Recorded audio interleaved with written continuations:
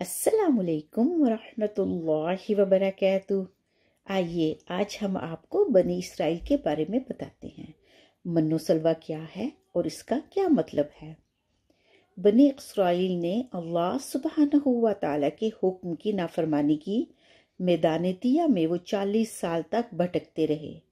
اسی دوران انہوں نے معافی طلب کی۔ اللہ سبحانہ و تعالیٰ نے ان کو معاف فرما دیا۔ انعام کے طور پر ان کے سروں پر بادلوں کا سایہ رہتا۔ حضرت موسیٰ علیہ السلام کو حکم ہوا کہ اپنے عصا کو پتھر پر مارے۔ جب حضرت موسیٰ علیہ السلام نے عصا کو پتھر پر مارا تو 12 چشمے پھوٹ پڑے جن سے وہ اپنی پیاس بجھاتے۔ بنی اسرائیل نے نوٹ کیا کہ فجر کے بعد آسمان سے پانی کے قطرے نمودار ہوتے ہیں اور ان جھاڑیوں پر پڑتے ہیں۔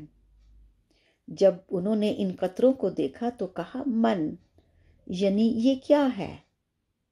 پھر انہوں نے ان کو چکھا تو وہ میٹھے تھے، اسی لیے ان کا نام من پڑ گیا۔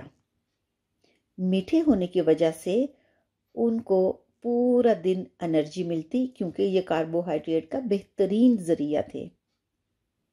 رات کے ٹائم پر سلوا یعنی بٹیر نما پرندے ان کے خیموں کے ارد گرد جھنڈ کے جھنڈ جمع ہوتے جن کو وہ آسانی سے پکڑ لیتے اور پھر ان کو روسٹ کر کے کھاتے۔ ان کی پروٹین کا بہترین ذریعہ۔